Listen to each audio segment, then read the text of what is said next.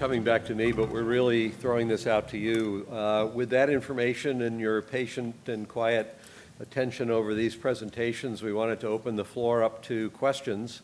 There's a microphone down at the front on the right for you and also on the left, so I'd suggest you do that. I've been instructed if, even with a microphone, people can't hear you, I'll repeat your question, but I don't think that's going to be required. Tracy Hogan, 20 Hospital Road.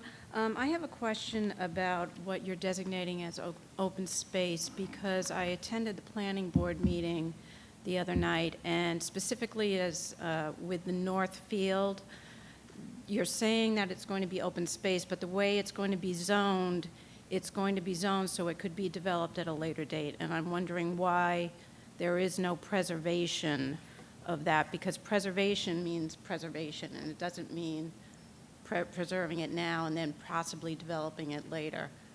So I want to address that as to why is that being slated for possible development at a later date. I know that there was some concern that if we wanted to develop that area later, it would have to go in front of the Mass State Legislature, but that's one of the reasons why the legislature makes it difficult for land that has been preserved to be suddenly developed, because there's so much land right now being developed and the developers have the upper hand. So that's why the legislature makes it more difficult to take preservation land and develop it at a later date. So my question is, why is the North Field not being preserved? I'm Ken Richard from the Development Committee, and I was at the same planning board meeting that you were at. And I think the argument that was made, actually introduced by Attorney Sorrell, was a very compelling one. You heard initially Gus said the reason we bought this land was so that we had some control in the destiny of the land. And if we did not designate that area with some potential use, then it would lock it up and it could never be touched without a vote of the state legislature. Even if it were to be ever changed for any reason in the who knows how long future, again, it would be as a result of approval by the citizens of the town of Medfield, not the state legislature. So if anyone would at any future time ever propose any kind of alternative use other than conservation, it still would not be converted or changed without approval by the citizens of the town of Medfield. So I would say that provides sufficient protection of that land and still provides some flexibility for those folks who may be the citizens of Medfield at some time in the future.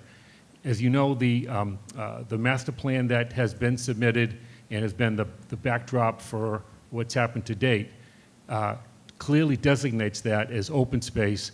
It will not be included on any request for qualifications. It will not be included in any request for proposal at this stage at all. So I would just simply say to maintain self-destiny in the future, and with the assurance that that protection is afforded to the citizens and no one else. I thought Attorney Sorrell's caution about a Chapter 97 incident to be actually very, very helpful in the process. But that's not preserving the land. We understand. I mean, you've made your point, and all I'm saying to you is it literally will not be developed, changed, or altered without the full consent or two-thirds vote of the citizens of the town. And if the wishes of the town are to not convert it at any time beyond green space, then those wishes will have to be, those wishes will absolutely be enforced. And then could you also go into the 40B distinction and the 40R distinction? Because from what the planning board was saying, that this is going to be more of a 40R development. Or just could you explain maybe someone else could speak to that, but I am not an expert in 40R, but what I heard very clearly was it's not a 40R, it's sort of 40R light, whatever that meant, but the emphasis on this master plan is to allow the town to always maintain its compliance with the 10% affordable. And, but it's not a 40R. Then what were they talking about at the meeting with the 40R distinction? If you could just elaborate on that. Hi, I'm Theresa James. I'm from the Master Planning Committee. I'm also on the Planning Board, so I'll try to address this the best I can because it does get complicated, but it is not a 40R development with additional guidelines or jurisdiction by a 40R mass state. What it really means is that the housing is multiple uses, and we have multiple use types. As you can see by how we've identified the different types and housing stock options that don't exist in Medfield today, or exist very little in Medfield today. So we're not receiving any additional funding from the state because of 40R or anything like that. But using kind of the diversity of that housing stock. Sarah might have some other good points on that.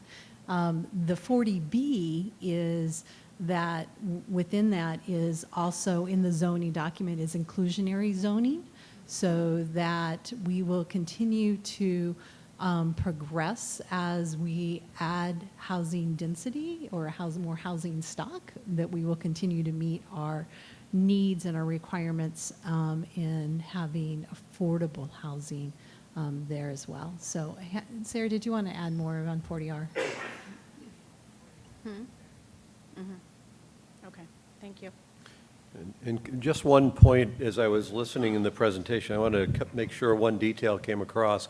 The zoning articles that we're talking about here are for the land north of Hospital Road. At the last Board of Selectmen's meeting, we took a look and basically asked that the land south of Hospital Road be removed from the overall zoning article. The reason for that is that there are 12 acres of developable land south of Hospital Road, but we haven't designated what those 12 acres would be, so we're not actually in a position to truly zone those 12 acres for development. So we basically took that off the equation, and we will address that. That's not the part of the property that we probably need a formal developer to help us with. But just to be clear, I wasn't sure if that came through in what was presented. Over on the right. Okay, I'm Robert Booker. I live in Glover Place. A couple of caveats. First, I actually like the master plan. I think it's pretty good. Secondly, I've only been in Medfield for 2 years. My question is, why is it part of the plan to save the old buildings? Why are we saving dilapidated and possibly antiquated buildings instead of trying to build something that's more energy efficient and more cost-effective construction? Thank you. Gil? Good. Is this on? Yeah. Good question. I think it's on a lot of people's minds. I would say there's 3 or 4 answers to that. I've been in Medfield about 25 years, I guess, something like that. The first is, through all of these surveys and community inputs that we've gotten, there's an overwhelming sense of trying to retain, to reuse the buildings, if possible. And it's because people appreciate the architecture. It's Queen Anne's. It's a very distinctive architectural style. And so people want to keep that historically, if possible, and to reuse the buildings and not to tear them down. The second is I talked about various government agreements we have. So these are on the historical register. So you can't arbitrarily tear them down. You can't destroy them. Also, there's both the local Medfield Historic District, which we have representatives here, and also the State Historical Commission, that both are overseeing this, are reviewing it. And there's a strong preference to retain the buildings, if possible. I've been in maybe 12 or so of the buildings, and been inside and toured them and all. And seeing the buildings and walking around in them firsthand, you get the impression that these buildings can be reused. They're obviously not exactly designed ideally for condominiums, so that they'd probably have to be gutted and redone inside. But the structures of the buildings are actually in very good shape, most of them. Not all, but many of them. Some of them, as you say, are kind of beyond hope, and in that case, you probably will need to destroy them or tear them down. Or in other cases, some of the buildings just don't fit architecturally, and they were added in as the hospital was developed, and they just don't really fit very, very well. So we've designated those in the plan. But I think that the overwhelming sense of the community, of the Medfield community, and I think, speaking kind of for everybody on the committee here, I think is, if possible, to restore the buildings and reuse them for purposes, today's purposes, and that sentiment, I think, is what is driving our opinion.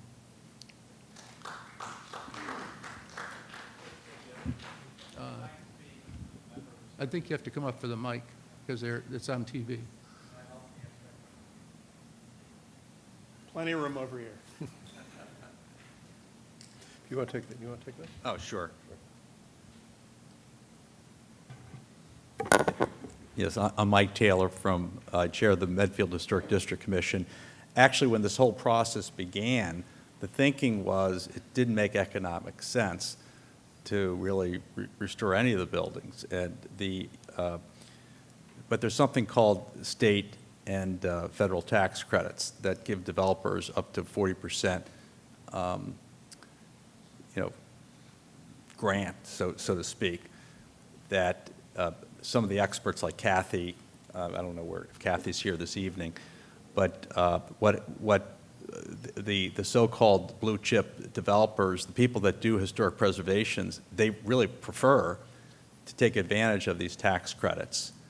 And with the tax credits, a developer can make really more money than just tearing the buildings down and starting all over again. Now, it is true, as Gil mentioned, that these buildings are part of a local historic district, so they're supposed to be preserved at all if it's economically feasible.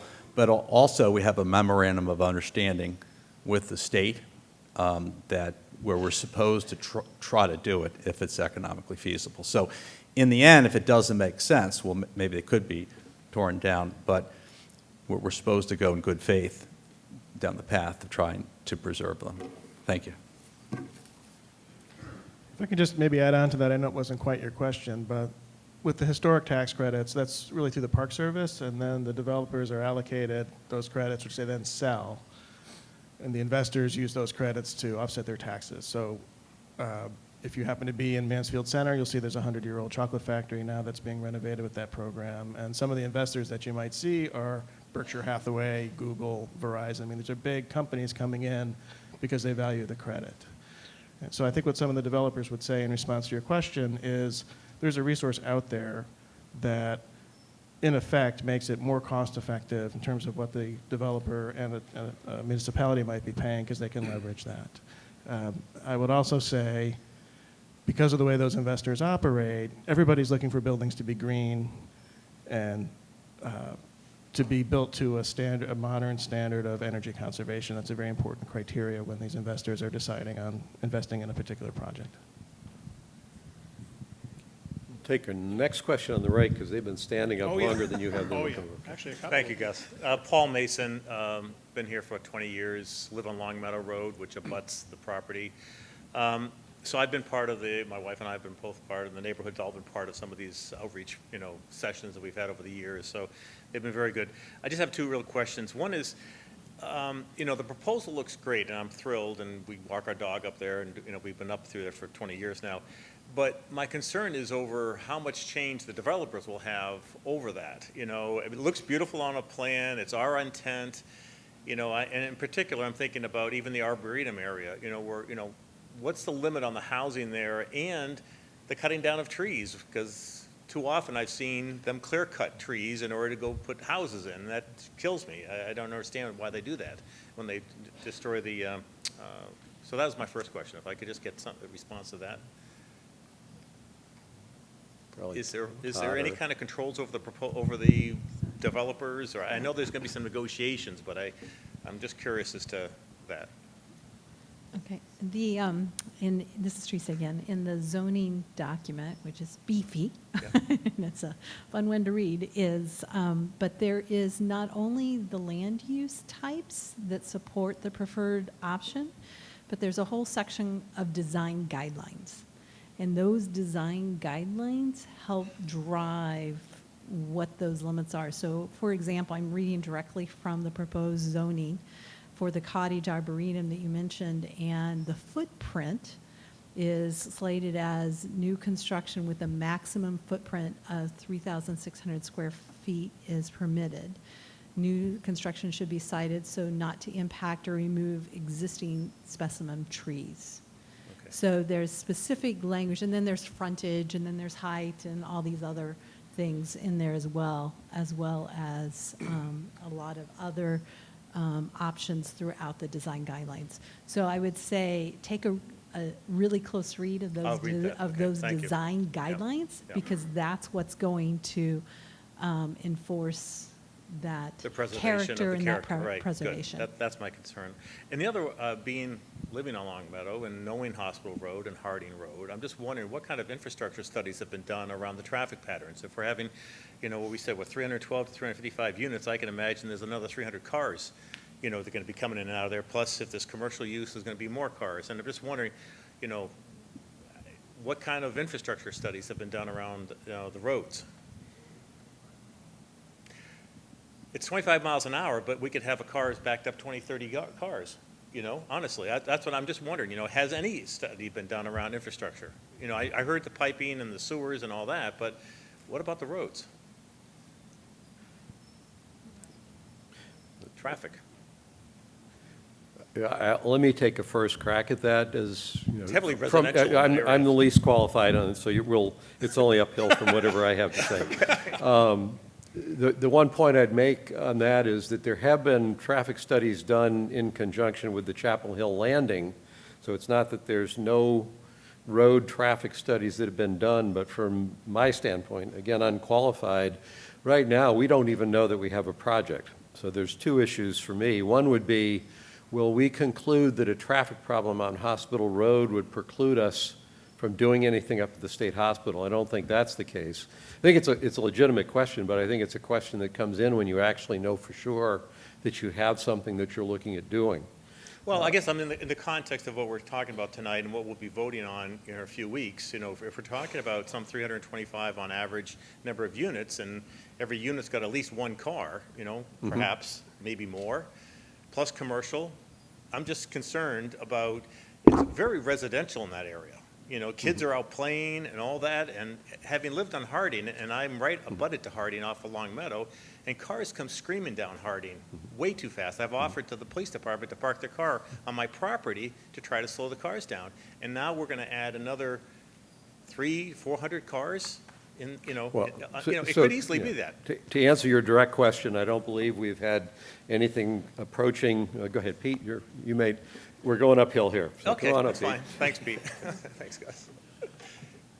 So there hasn't been a traffic study that has been done recently. Yeah. The state did one back when the 440-unit proposal was on the table, and that traffic study assumed that a huge percentage of the traffic would go from the hospital out to Route 27. That never made any sense to me. Right. It was Me like neither. 70%. That was one of the big things that I remember being flawed, I thought, in that traffic study. Right. The only way that's going to happen is if you close Hospital Road, I think. The other thing it said was that there should be a reconfiguration of the intersections at Hospital and Harding Yep. to make it a T intersection, and at North and Harding to make it a T intersection to make them both safer. There is going to be an impact. That's all. I'm trying to bring up that point. There'll be a big impact, and it Oh, yeah. ought to be addressed somehow, because it's, to ignore it or to overlook it is a mistake, because there's going to be an impact. Thank you. There was a minority plan to run an extra road out the back through Bill Massaro's yard. All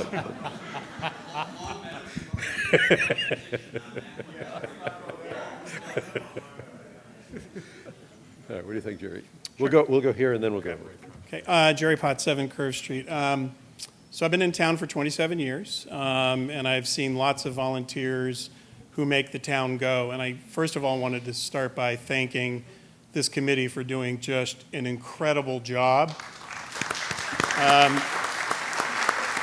I attended about 3 years of the meetings, and I felt blessed that I didn't have to deal with the things that you had to deal with, and I just observed.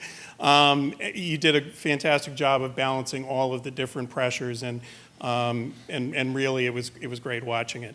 I'm a strong supporter of this phase of it. I don't know what the future is going to hold on what developers come with, but I'm always a believer that when you have options, then you can make decisions. Right now, the only option is to hold and watch the land deteriorate.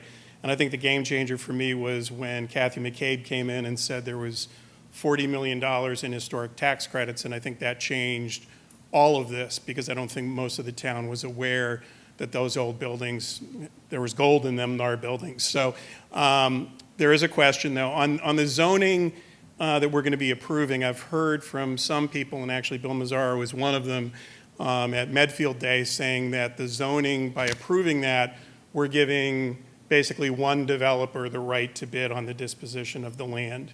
And I just wanted to clarify that, because that is not how I interpreted it.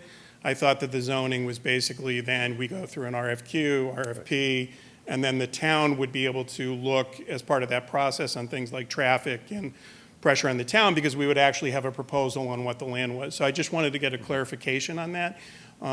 Is this just approving the zoning and then we go through the process and caveat emptor, we all get to vote again? Well, I would say, the town is going to write the RFP.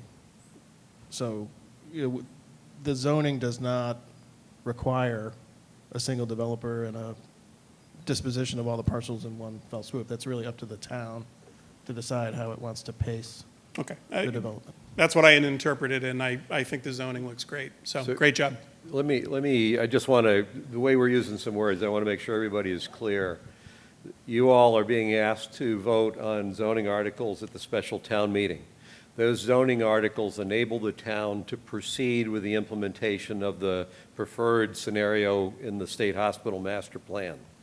The RFQ, request for quotation and qualifications, sorry. You had to say that. Qualifications in the request for proposal will be finished prior to the town again being asked to approve the disposition of the land. That is very deliberate. You can't know for sure that the actual proposal will look exactly like this preferred scenario. You will know for sure what the proposal is that we want to move forward with before we're asked to have you open the gate to let the horses out of the barn. So that's clear. What I want to make sure, when Todd said the town will write the RFP, that's not we're going to have a vote by the town on the RFP. The town will write the RFP. But the place where you as taxpayers need to understand is after that's in, after a proposal's in, assuming there's a proposal that the town considers, and I would say primarily, ultimately, certainly including the Board of Selectmen, think is worth seriously looking at, that's when a disposition vote would take place. Todd, I had one question for you from the earlier question. We had at least one developer, relative to the question about the Arboretum, I believe we had at least one developer that said, listen, we're only interested in the campus. We'll do the Arboretum if you want us to, but we actually, I thought, if I recall, had one developer that almost would just as soon have us deal with that separately, which is at least a possibility.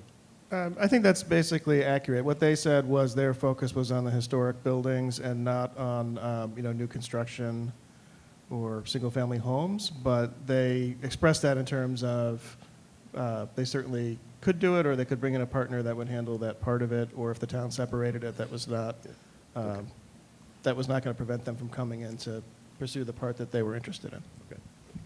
Over on the right. Okay, thank you. My name is John Carey. I live at 19 Delaware Road, and I will echo Jerry's thank you to the committee for the time and work that you've put in, and a second thank you for holding this information session this evening. My question is related to the economic model. The opportunities that you've mentioned are tremendous, and obviously a lot of work's gone into it. What I haven't heard are some of the major costs that may be involved.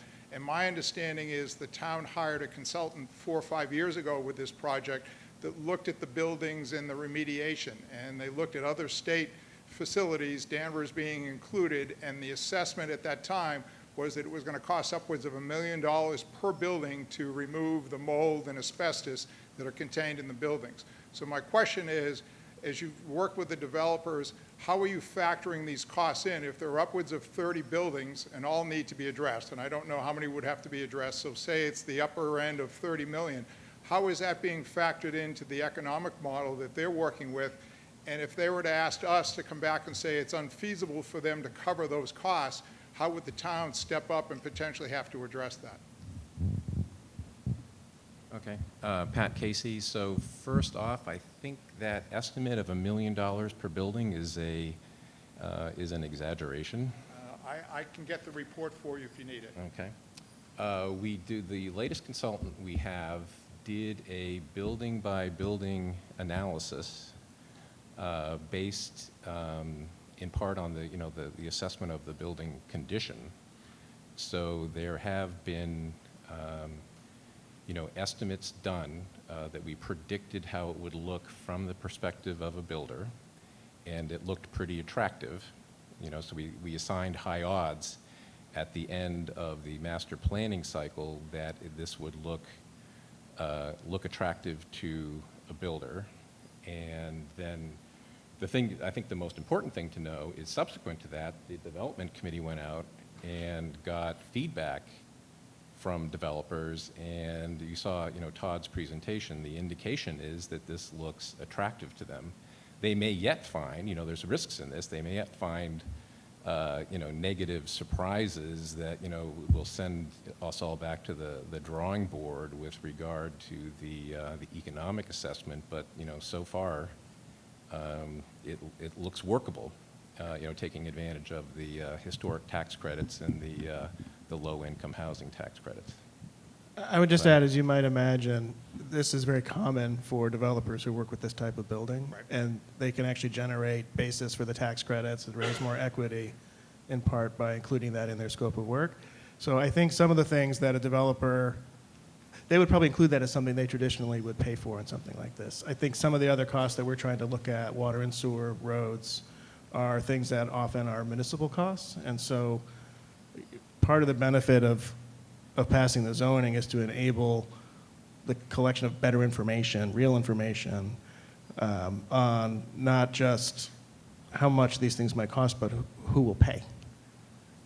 Right? It's kind of hard to do as a theoretical exercise, right? You really need to be talking to developers. I understand, and my only concern, as Gus mentions, we have the liability for the property now, so the concern is what major costs may be out there, and as you better understand them, it'd be great if you can share them with the town. Yeah, So, John, I just add one more thing to that too, John, and that is that, as Todd said, the remediation type costs are very highly probable to be absorbed by the developer, built into his model, in that in none of the conversations that we had did developers push back and say, I could be facing, a ton of remediation, and I would expect you, the town, as the seller, to handle that. That's just not been the case to date at all. Okay. All right, thank you. Here on the left? You want him to go first? Okay, you can go first. My name is Sergey Sher. I live on the Paddock Lane, which is pretty close to Hospital Road.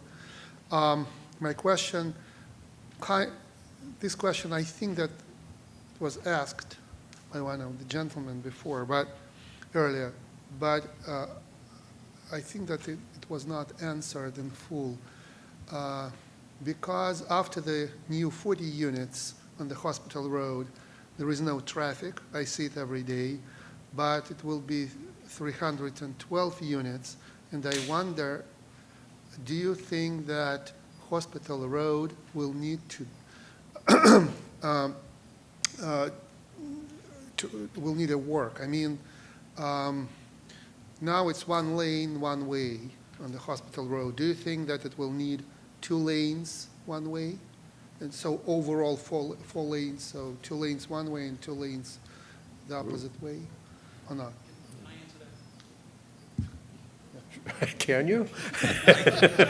I can't, I've been jumping up and down inside my skin for the last hour and a half here. Let me just answer this question. I'll go back to what Pete said about the 440 units and everything else. So everybody who's wondering about traffic trips, there were somewhere around the neighborhood of, I think, 26 or 2,700 trips per day for 440 units in the DCAM plan. The big concern about the road traffic, again, as Pete said, was they had everybody going down Hospital Road to Route 27, and I pointed out in my review of the plan that in all likelihood, anybody who was working towards Boston, towards Wellesley, towards whatever, we're going to be going down Hospital Road to Harding Street and then shooting up back down through Dover.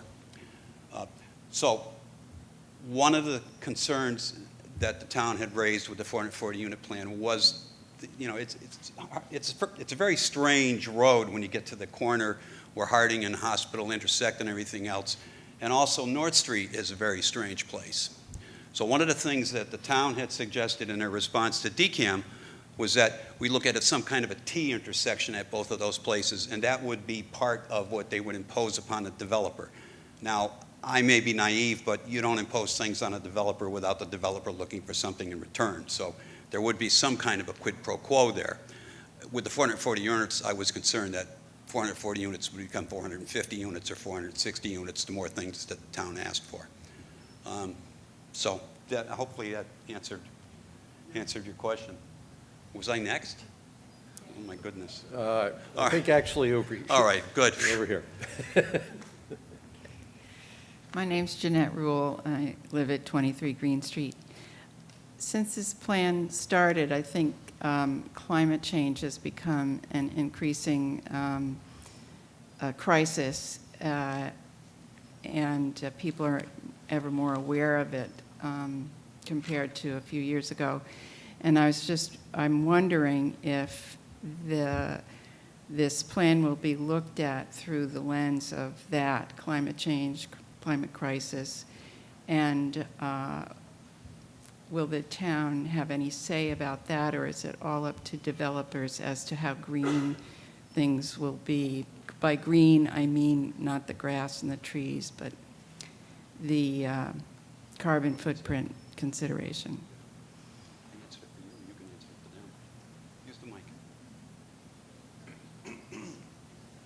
If you'd like, I can Go ahead, Fred. Sure. take a stab. Fred Davis, 82 Bridge Street, and Chair of the Medfield Energy Committee. The Medfield Energy Committee has established a subcommittee to look at Medfield State Hospital development and its energy and carbon footprint. So this is an ongoing process, and we are waiting in the next couple of weeks, hopefully to hear about a grant request from the State Energy Office to give us some money to ask just these kinds of questions. And so it's an ongoing process, and I hope that the Development Committee will allow us, as we come up with the suggested language, to work with the RFQ and RFP down the road. And also, if that grant does come through, and if it doesn't, by the way, we're looking for another source of funding. But if the grant does come through, we want also to come up with an answer to a previous question: what can be done with the historic buildings to make them as energy efficient as possible? They present obviously a particular challenge, and it's a particular technical question. But we are talking with, looking to put this, if we get the grant, to go out to a couple of firms that have expertise in this area. I hope that's at least a partial answer. And I make the offer, if anybody's interested in these energy questions, to participate with the Energy Committee in the next few months. Hi, can I jump in? Sure, Guess? please do. So, and I'd like to just address the importance of these design guidelines again in this zoning article. It's really important. So, for example, underneath the section that talks about materials and electric and gas. There's a sentence that specifically says renewable energy technologies such as solar energy, geothermal, microgrids, and waste heat recovery are encouraged. Wind turbines and standalone ground-mounted solar arrays are not encouraged. But as you can see, there's a strong evidence, and that's just one sentence. And throughout the entire design guidelines, definitely the sustainability aspects around that are important. So let me add to that, if I may, since I've probably read every letter in the master plan. When Gil talked about some of the things that got passed down to us from the state when we bought the property, one of the things that got passed down to us, and one of the things we were encouraged to do, and there was even an incentive added to it and everything else, was to put in factors for sustainability, for green design.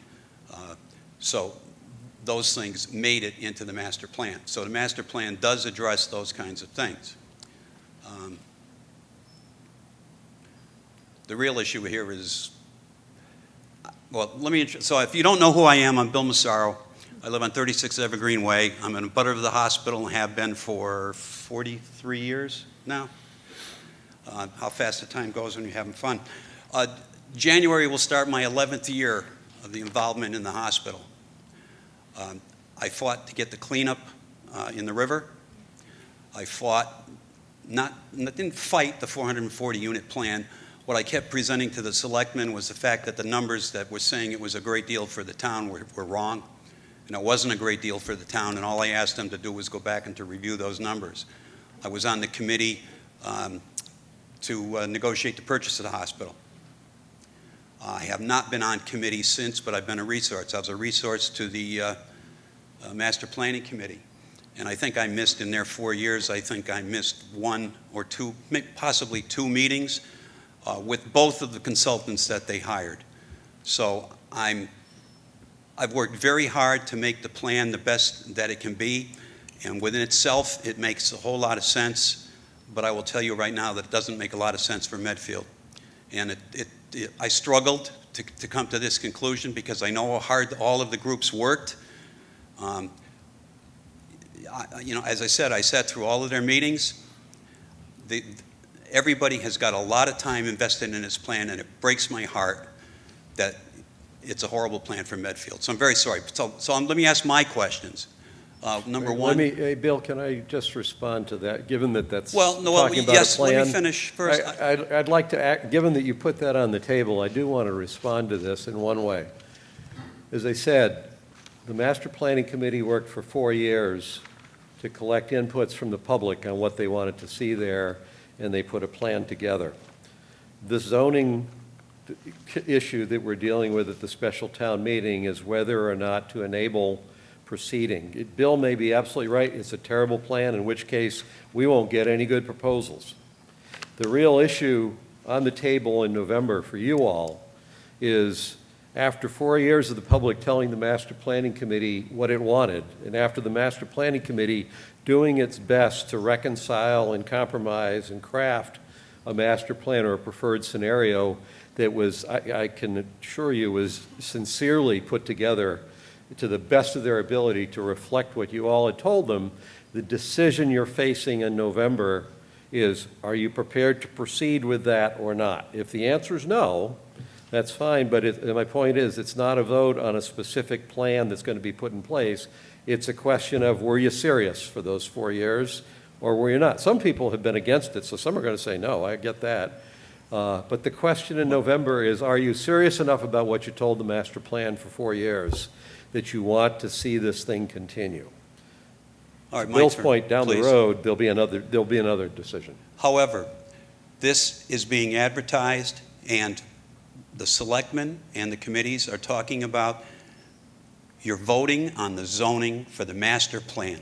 The zoning is for the master plan. Mm-hmm. If the master plan is flawed, why are you voting on zoning for it? Why are you voting on zoning for a flawed plan? So when it comes back from the developers who tell you, yes, we can build this plan you don't like, or yes, we can build this plan with additional units or anything else, what is the point of this two-step waste of 2 steps when you can handle it in one step. But I want to get back to the plan. Listen to the plan.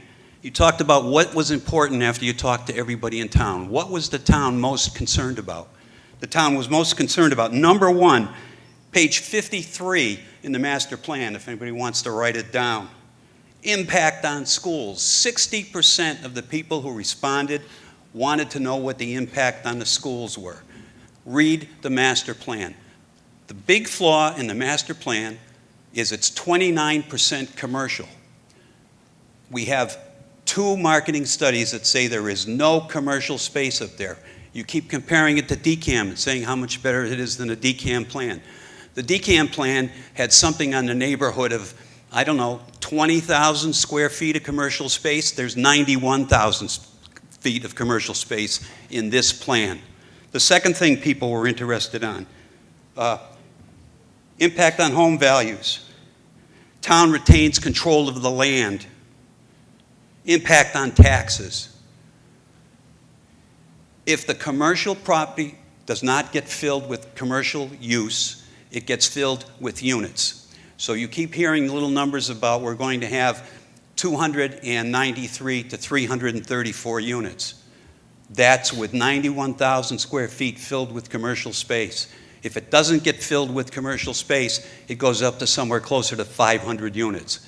The very first consultant that this committee hired and fired said that nothing goes up there but 600 units. You have the risk of 460 to 500 units. You want to talk about students. DCAM had 187 students for 440 units. This plan has, starting with, I think the number was 233. And if the commercial units don't get in there, the number goes up to 281 or 300. There are serious, serious issues with this plan. You're voting on zoning for a flawed plan to get, hopefully, responses back from the developers who say, we don't want to build it. Or, what do you do if they say, we do want to build it? You have a big problem with this plan. Anybody has any questions? I'd be more than happy to answer them. People in my neighborhood have my email, wmassaro@comcast.net. You want to send me questions? I'd be more than happy to answer them. I've read every word in this article. I've read every word in the zoning plan. I can tell you I've read everything that was in the DCAM plan. I know how much money the town was supposed to make. The town was supposed to make $700,000. We're going to make $1 million in this plan after 5 years. If they fill it with commercial, the 91,000 square feet with commercial space, if they don't get 300 students. So, again, I'm not taking anything away from the committee. This committee is well-intentioned, and they've worked their butts off. I was there. I saw it. And I mean it. It breaks my heart that this is what we wound up with. So I would encourage you all to vote no for this. Thank you. So I have a related question. I have a related question that I'll pose to to the development committee members. So Bill's analysis presupposes that it's not on. Is the microphone on? Oh, okay. Yeah, so Bill's analysis presupposes that we have no control, right? Once the land disposition is done, that the commercial, what's zoned commercial, gets turned into housing units and so on. And my question for the experienced folks on the development committee is, when a disposition agreement is put together, do we relinquish that kind of control? Because that's the underlying supposition in what you just heard here. So just, I can see some people waving helplessly over on the right-hand side. The question that Pat asked is, his point was that Bill's speculation on what would come out of this if things didn't work out on the commercial side presumed that the town would not be able to build in any controls in the RFP to make sure that we had some means of making sure that didn't happen. And he's referred that question over to the Development Committee to comment on whether, in fact, it would be feasible to put in controls to ensure that doesn't happen. With that, I'll turn it over to the committee.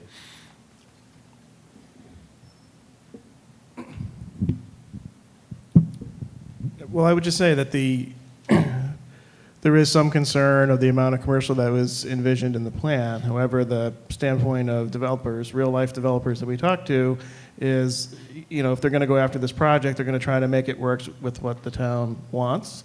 And if it doesn't work, they're going to tell us it doesn't work, and they're going to tell us what would work. And that is the whole point of engaging the development community and getting past the zoning, because as I indicated in my remarks, you're not going to get developers who are capable of a project of this size and magnitude without a confidence level that the town wants to pursue this project. So I think there's a lot of things in real estate that are give and take. I think the master plan is a plan, like all master plans.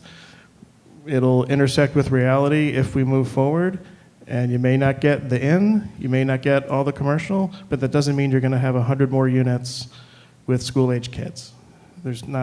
It doesn't follow that that's what the trade-off would be automatically, and in any event, the town would be voting on the disposition with those uses already laid out. Lee, I think you're next. Yes, thank you. Lee Treadway, 14 Kenny Road. So I have two questions. They're somewhat related with regard to the selection of developers. And one is that what I understand is you sent out an RFI to 5, and 3 came back fairly consistent with what the plan was outlining, and 2 of them were, I guess, had some hesitation about what the plan was. So if we go ahead and approve at the special town meeting the zoning amendment, I gather the next step from early on in tonight's meeting, the next step would be sometime in the second quarter, we would issue an RFQ. And then at some point in the summer, towards the end of the summer, we would then issue an RFP. And then I get confused here. At some point after that, we'll receive obviously those responses on the RFP.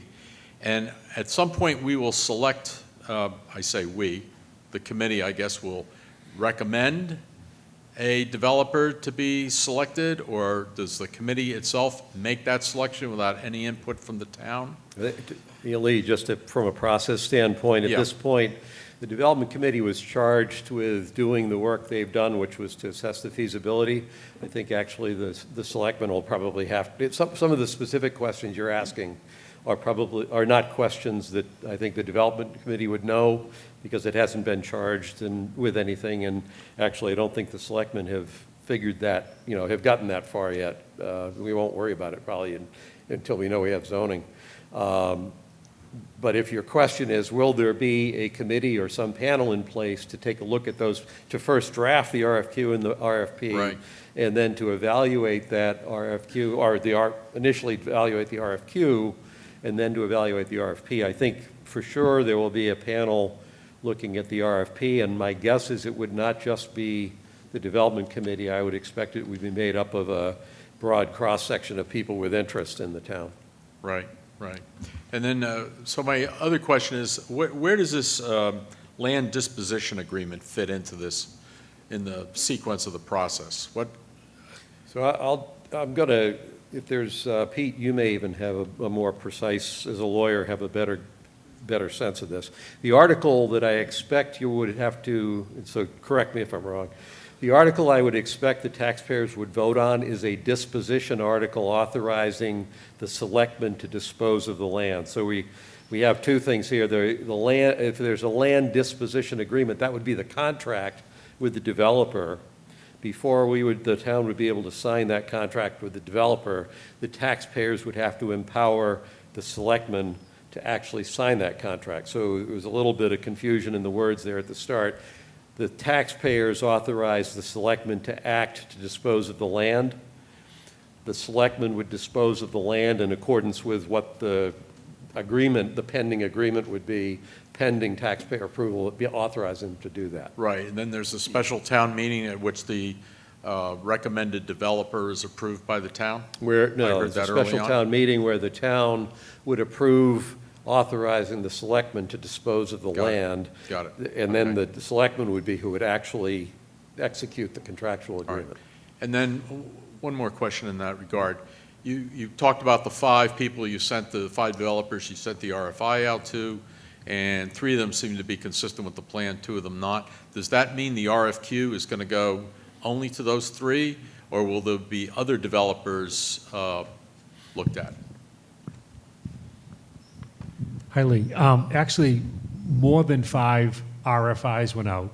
We got 5 responses, and that was just a request for information. So many of the folks that were on our mailing list, and I wish I remembered how many individual, how many? Yeah, so we sent out 35 RFIs. But given the non-binding nature of it and the fact that, if they responded, fine. If they didn't, fine. We were actually pretty pleased to get 5 detailed responses back. So there was, and then the second question was, are these the only folks that would get a request for qualifications? Right. And the answer to that would be no. That would be, broadly advertised to the, through any medium that would attract, Right. developers of that scope. Okay, thank you. Go to the left. Patrick Conley, 4 Woodfall Road. A few things. Do we know what it costs right now to maintain the property per year? You have the exact numbers, okay. So I think the question came up at the Board of Selectmen's meeting, the maintenance cost, oh, there's Christine. Well, see if I get it right, because I think Christine answered is about $150,000 a year is what we've been running at. So the cost to the town right now, $310,000 to pay off annually for 10 years, the $3.1 million debt. So that's going out right now, and we're halfway, we bought it in 2014, so we're about at the halfway mark. $150,000 or so to pay for the maintenance of the property, which for 2 years, and I think maybe going on for a 3rd year, the taxpayers will not be charged, because what we've been doing is also generating revenue from the property, the most significant of which was the movie that got filmed up there. So that was going into a revolving fund, and that revenue has been used for the last 2 years to pay the maintenance costs. And based on Christine's last projection, she thinks we'll be able to also avoid an article for this coming fiscal year based on what the balance is in the revolving fund. On top of that, in the past, what's happened is we've also funded the activities of the State Hospital Master Planning Committee. So it's varied from year to year. Some years it's been $100,000, some years it's been $150,000. So when we had a committee trying to put this master plan together for 4 years, we also were putting in somewhere between $100,000 and $150,000 into that. That's not a recurring cost in that category, but if we move ahead with the development, we will have some cost that we'll have to look at to hire probably a project manager and perhaps a part-time lawyer to handle the legal side of this. So this is not a costless decision if we move ahead with the project. One other thing. How am I doing, Christine? That all right? Good. All right. Okay. Good. Well, So let me- we let me- must have an wait, income hold of on. several $100,000 then? Yes. Okay. Between that, Yep. movies, auto show, and whatever else. Come on. Yep. One other thing. I know it was mentioned at some prior meetings about water. Is there enough water that we can pull out of the land to even support several hundred units of housing? I don't know where that landed. Do we know if we have enough water, or do we have to build more wells, drill more wells, put more into that? What's the story there? Yeah, Randy Carg. I also sit on the Board of Water and Sewerage, and we're looking at that. The recent engineering study for the water use at that site is about 114,000 gallons a day. The simple answer on the water side is I think we've got adequate water supply. We may have to look at water use patterns. Our water withdrawal is regulated by the state at 1.5 million gallons a day, and we're well below that for most of the year, but when we have heavy lawn watering in the summertime, we do have a bit of a capacity crunch, but we'll be looking at that pretty closely. I just want to, So, John Thompson and I have worked very closely on the cleanup at the hospital, and unfortunately, I learned about some of his other costs, kind of, by osmosis.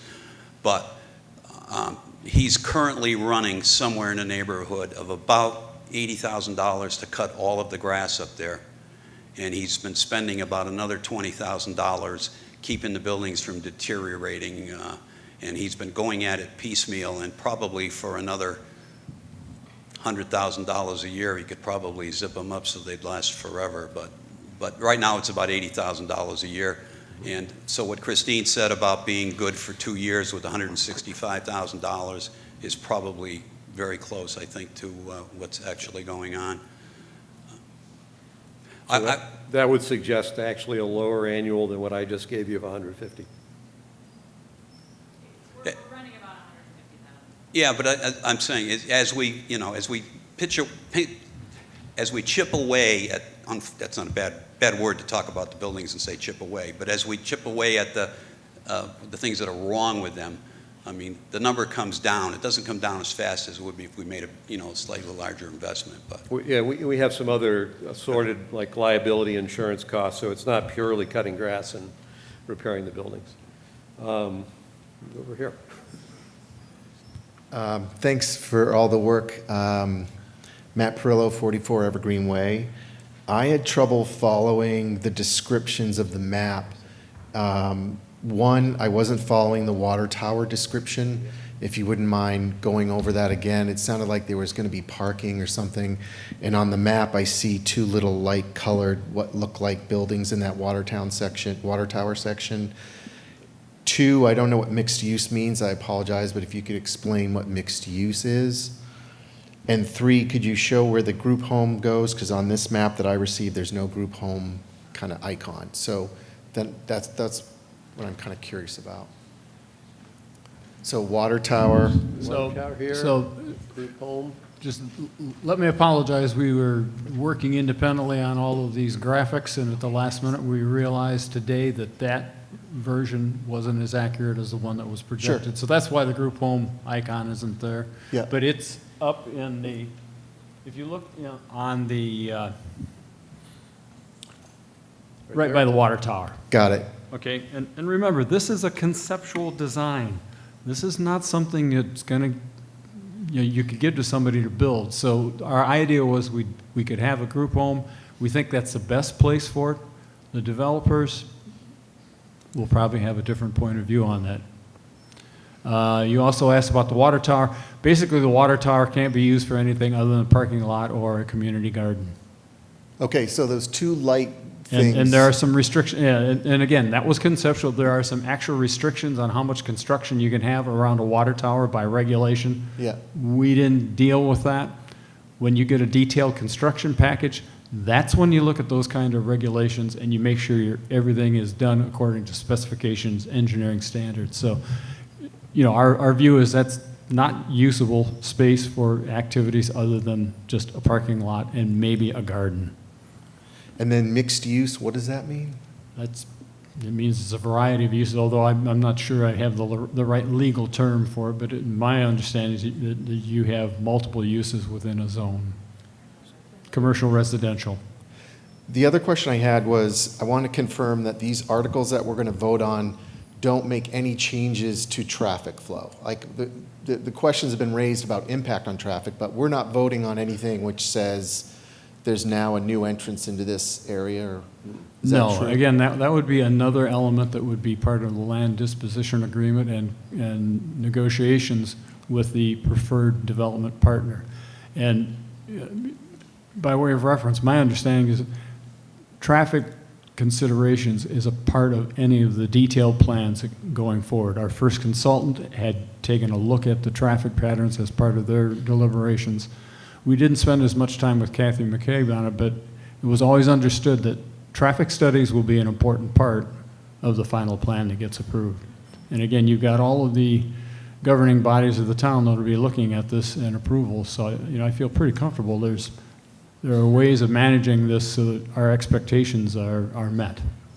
Thank you. And the last question I have is just, are we talking about one developer, or is this multiple developers? Does this process Let me answer. contemplate- I'm just confused. We spent a Talk about lot of partner. time on the committee, and in my humble opinion, wasted time arguing about how a developer should execute this project. They do projects. We're a bunch of volunteers who think Yeah. we know something about something we don't know anything about, actually. Yeah, well, Pat's smarter than me. But we need to focus on what we want to have up there. Yeah. And let the developers tell us how we might realize that, because that's the business they're in. Okay. We argued a lot about costs. We don't know. We've never built anything like this. Developers build these things all the time. We need to get it out on the street, let the developers look at that, tell us, there are parts of this, as Bill said, very aspirational parts on the amount of commercial space. That may or may not be viable, but developers know this space a lot better than we do, and they'll tell us if we're right or we're wrong. But the only way to find out is to get it out on the street so you can have an earnest conversation. As Todd said, they can spend $1 million putting together a proposal, and that's a lot of detail work and a lot of investment and a lot of knowledge. And the only way we can tap into that knowledge is to get out on the street and talk to these folks. I will add on to what Randy just said with regard to single versus multiple or whatever. That can be a choice, by the town, but I believe that when a request for qualifications or requests for proposal go out, there'll be certain developers who'll say, well, I don't know anything about apartments or condominiums, but I am a senior housing developer, and I'd like to bid on a portion or that portion or whatever. So whether it's by design or by accident, it's likely that you'll have more than one developer involved. That's what I was asking. And Thanks. so. Thank you. Laurel Scotty, 10 Green Street. With regard to the commercial space, who is responsible for soliciting the businesses that will go in there? Is it the developer or is it the town? And then who is the landlord for the business that would be in the commercial space?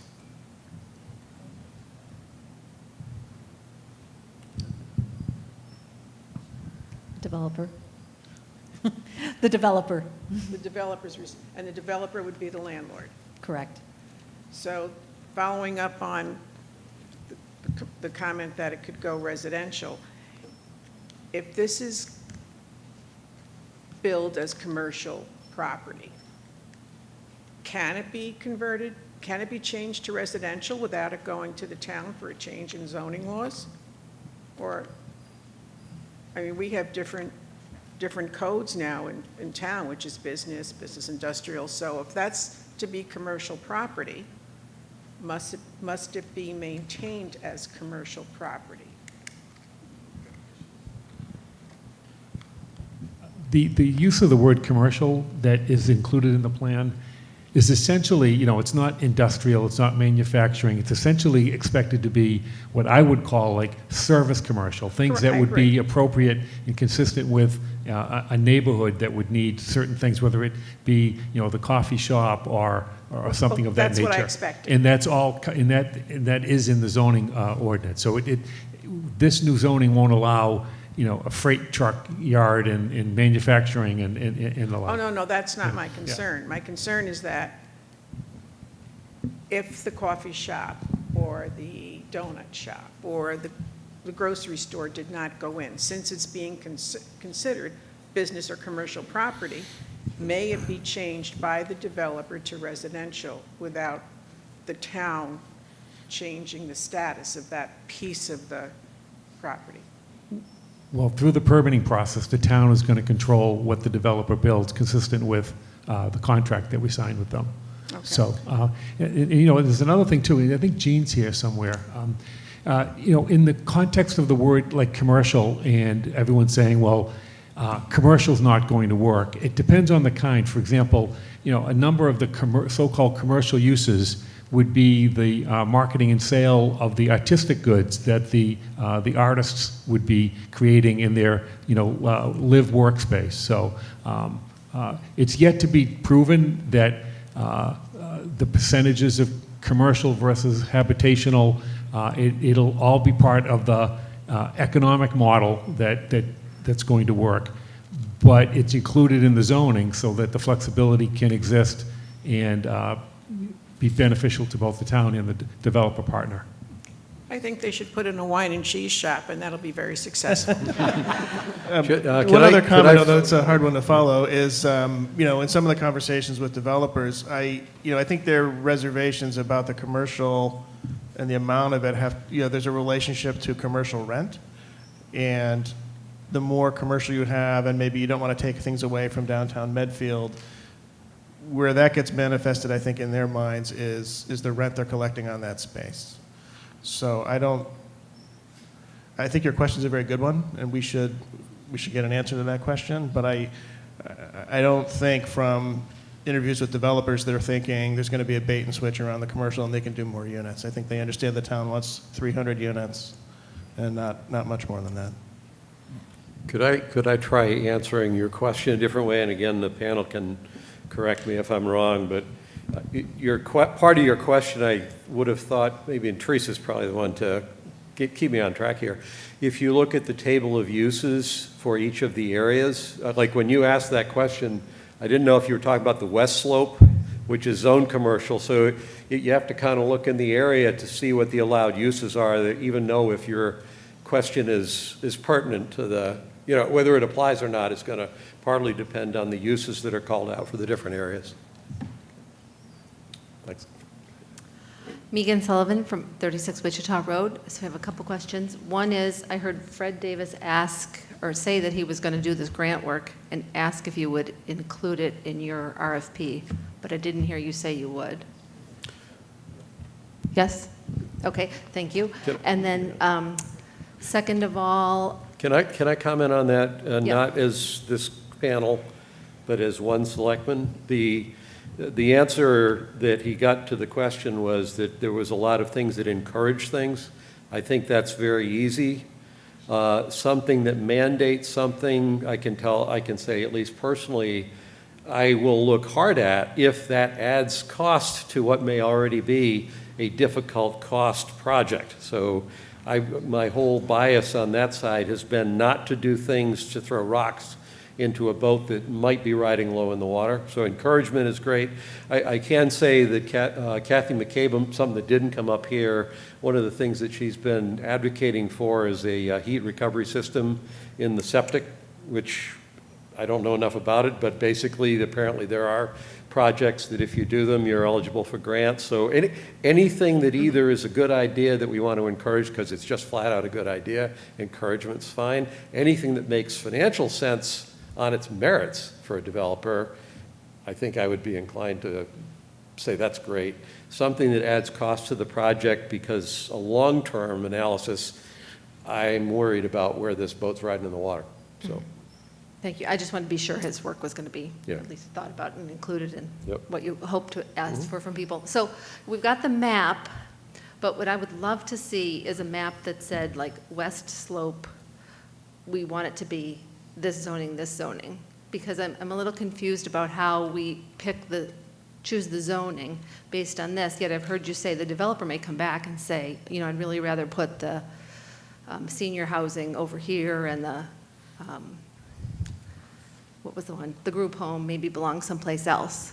So are we putting certain zonings in each of these areas? Or is there some flexibility? Correct. There is certain zoning in each one of those subzones. Okay. And that's outlined in the zoning document. And there are two really key tables. Read the whole thing, but there's a table 1, which is the permitted use. And it has all the, like a typical zoning document, the different use types and whether it's a yes, no, special permit or planning board. And so that's on pages 9 through 11. And then also in the design guidelines, a key table to focus on is also table 3, which is also describes the subzones. So we talk about the, okay, what if they want to do something else? And you'll find this very true through the core campus descriptions. You'll see that in the footprint of the core campus, to kind of reinforce the historic preservation and the reuse of the buildings, it says it's limited to existing building footprints and the design guidelines. And so you'll see that throughout that. If there would be some way for you to put it in a map rather than a chart, the way you've done it with the colors, you know what I mean? So we know. It's a little hard to put a 37-page document on one slide. That's why we didn't try and do that here. If we'd put that level of detail, you couldn't possibly read it. So you really do have to read 37 pages to understand. About half of it is design guidelines and the permitted uses that tell you what you can build, and the other half is the process for management and control. So it's a bit of a what you can do as well as how it gets done kind of a document. But there's no way to escape reading through it to understand all of the thought that's been put into this master plan. And again, it's a conceptual plan. That's why there are multiple permitted uses in certain of these areas, so there's some flexibility for the developers to come back and say, here's a design that meets your intent. It's a little bit different than what you envisioned, but we think it will work better. One of the best advice we got early on from the folks that worked at Foxborough was be very focused on what your objectives are and be flexible in the actual design, because more than likely, developers will have a little different way of achieving the same objectives that you'd like. Is the zoning document posted? The proposed one? Yes, Yeah. it is. Yeah, just if you want to see the plan, I mean, it's online, but there's also copies of the plan at the library and at the town hall. So if you want to understand the plan, particularly at this level, you need to really look at some of the charts in that to see what the permitted uses are. And that way you can get a specific answer to that. Right, so I could take the west slope and say it's not going to be single-family cottages, it's not going to be 2- and 3-family, it's not going to be, and, okay. So, but it could be a multifamily dwelling. But, okay. Yeah. And then would, I think it kind of went to the last question, but in terms of the developer, a single developer or multiple developers, it would be nice, I'm sure you'll ask for it, just to see like their break-even points, right? So we don't give away those nice condos in the top left corner and then they're done, you know what I mean? Where will they stop and how can we phase that in so that we're sure it gets all the way to the end? Thank you for your work. Let me just comment on that too. I mean, the zoning is neutral about that. It's not specifying if it's a single developer or multiple developers. If you look at other projects, you know, if you look at Foxborough, for example, it's a good example. That was done by, I think, three major developers, you know, that concentrated on different aspects to it because they had different expertise. I've walked around with developers and they'll say, for example, they'd be interested in one section, say the east section, which would be, you know, a CCRC, a retirement home, and maybe a memory center, disability center, that type of thing. So when you talk to developers, they'll often have a specific expertise, you know, which they would concentrate on. It's possible that a single developer could do everything. I'm sure there are out there. But at least the experience I've had by talking and looking at other places, it's often multiple developers. But it's important that you're asking good questions, but a lot of these questions are not the zoning plan. You know, it's not there. The zoning is neutral on that type of thing. Thank you. Yeah, thanks. And I would like to reiterate that this, as Gus mentioned early on, that when you read this, what has been posted, it is including Southfield and Sledding Hill. Those sections will be extracted for the actual special town meeting. So don't get, you know, don't concentrate on South, concentrate on the core campus that we've talked about tonight. Also, October 21st is our second, at the planning board, second public hearing on the zoning, and the last. Thanks, Meg. Thank you. Chris, didn't see you there to start with. You actually should have gotten the Just next one. listening, being patient. Chris Potts, 7 Curve Street. Again, just extend the thanks to everyone who's been so involved with this over the years. And also, just an observation, whether it's the selectmen's meetings or something like this, I personally love hearing differences of opinion and people disagreeing with each other, because I think that's what makes a really strong democracy, is for people to have the courage and speak up about what they feel and what they think. I am looking just for some really fundamental clarification on numbers. So it was mentioned at the beginning of tonight that the expected total units was somewhere between 312 and 355. Do we actually have an estimated number of school children as part of that number? I've been hearing numbers, different numbers been floating around.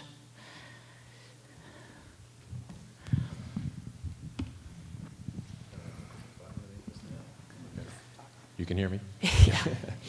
So the number, last week went through the financials with the warrant committee, you know, as the projected financials, right? We all have to wait until we see a real proposal, right, before we know what we're really up against. But the working midpoint number for school children on what we call the high case, you know, with the more units, was 207, if I recall correctly.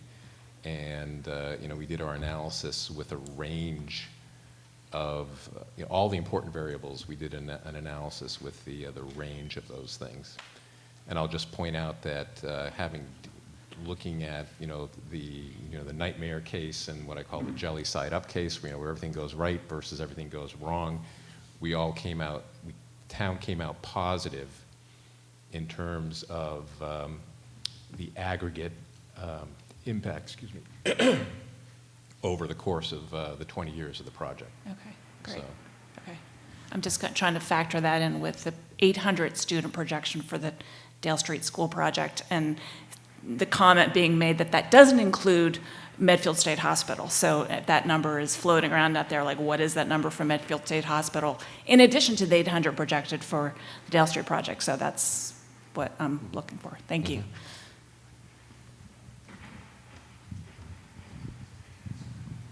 Tim Knight from 34 Oriole, and I'm also a member of the school committee. A follow-up, I was going to ask the question Christine just asked, but what's the assumptions in terms of senior housing versus non-senior housing? And if it's in the report, I'm sorry, I have not read it.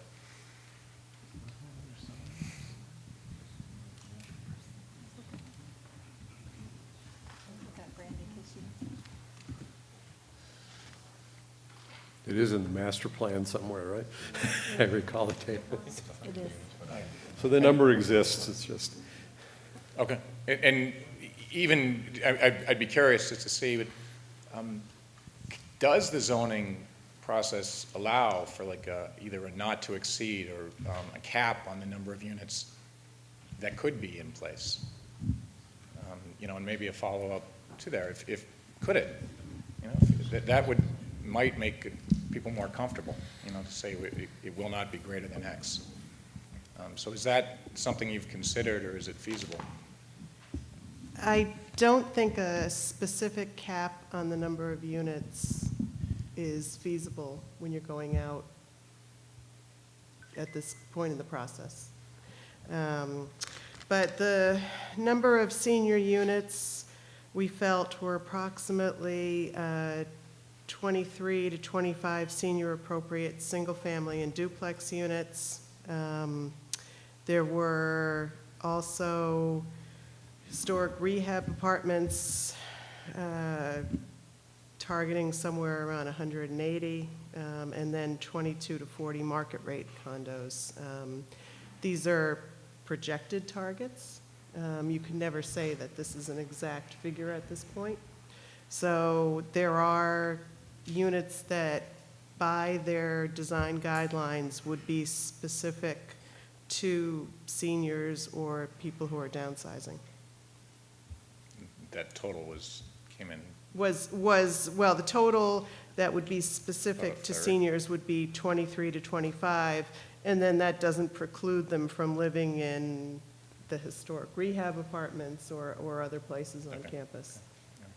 And just as far as, you said a cap isn't feasible, I'm Right, not trying to well, be challenging at all, I'm more right, yeah. just seeking to understand it. Is it just because you think you would reduce support from developers or reduce support from the town, or what are the? Can I clarify your question? Your question was actually, could there be a cap in the zoning article that would put that control? So actually, Teresa's probably the one who should answer whether or not zoning articles can be written to cap the total number of housing units as opposed to the density of a housing unit. I've only seen zoning that affects density, not some number. Is that Yeah, I'd have to go to council on that. okay? But no, your specific question was, can we cap the number in a zoning article? And I don't think that's the place you would cap it. You might cap it in an RFP for a project, but not in a zoning article, I don't Correct, think. right. That's where I guess I was heading without clarifying it. This would not be a time when we would specify a cap, not in the zoning language. But if your broader concern is regarding control, it was mentioned earlier that we can exercise long-term control through, there is the zoning, which, specifies uses in certain areas, but then we can also control the number of units through permitting and so on. So it's not like the town relinquishes control of the number of units upon disposition of the property. Okay, thank you. Tracy Hogan, 20 Hospital Road. You had mentioned that after this goes through, you're going to focus on the traffic patterns. And I was wondering, what is the plan? Are you going to be hiring experts? Because making a T out of Harding and Hospital and North is not going to solve the traffic problem. Also, there is no sidewalk currently that even goes into town from that end of town. The sidewalk ends at Hospital Road and Harding. So what is the plan to configure the roads for this kind of development? During that RFP, the developer would actually be engaging and help doing the traffic study that would be required for that actual proposal that would be coming to the town. So I can't say now, none of us could say now what that would look like. Well, I have a bone of contention to having the developer do the traffic study, because we had that situation happen on Hospital Road with the development, the Chapel Hill. You had mentioned the Chapel Hill traffic study. Developers tend to do traffic studies when there's not a lot of traffic. That particular traffic study was done the day after Thanksgiving. So there was no traffic from the fields. When there's a lot of traffic that's used at the fields. Also, we get a lot of traffic from Dover-Sherburne High School. The day after Thanksgiving, there's no traffic on that road. So leaving it up to the developer to run the traffic study, there's a conflict of interest there, I think, because that's not in the town's best interest to leave it up to the developer to do the traffic study. Right, so I think, have this all the time with the Affordable Housing Trust, for example. The town expects the developer to produce a traffic study that's reviewed by the town, and then there can be other concerns and questions that come out of that. For example, the American Legion project, I know, has led to some discussions about redoing that intersection, and it's not necessarily the case that the developer would do it. The town may be deciding to do it. So I think everyone agrees it's a valid question. It's hard in the abstract without knowing which part of the project goes first, et cetera. But I think our expectation would be you'd have all kinds of studies, including traffic, as part of any proposed development. But I think the traffic study needs to be on the side of the residents and not really on the side of the developer, because the developer will skew the traffic study to their advantage. I mean, that's what's happened previously.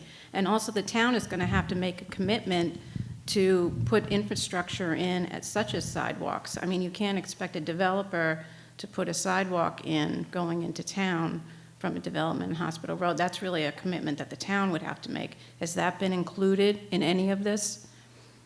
I think there's two things. One, I think you actually can require a developer to put in a sidewalk as part of a project if the finances are there to support that. However, the highway department does have a plan for putting sidewalks in. It's just that there's a rate that you can put them in. So they have looked at going up there. I think this past year, they were looking at whether to do it up the Dale Street route from off of West Mill, or whether to do it up Harding Street. And I think they chose the Dale Street route on the theory that there was more. But the town, we all understand there's a sidewalk issue. In fact, there's a sidewalk issue coming out of the center of town, getting up to the public safety building.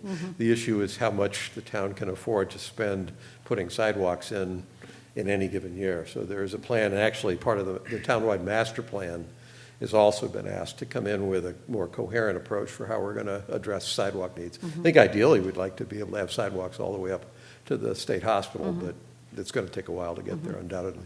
I don't have a microphone, but I'll add one other comment. And there is such a thing as on-site and off-site mitigation. And if there are near proximate concerns about the development, it's totally within the right in the permitting process, and as long as it's provided for in the zoning, to insist that a developer put in certain infrastructure or certain mitigating things. There's also off-site mitigation. I'll give you a great example. When we studied the Danvers State Hospital, there was a concern about busing any school-aged children from the Danvers State Hospital to the Danvers schools, and the town didn't want to pay for the busing. They forced Avalon Bay to pay for the busing as part of the land use agreement. So there are creative ways to deal with the municipal impacts. And you don't win them all, but through conversations like this, you get the concerns of the people out there, and you make them part of the contractual negotiation.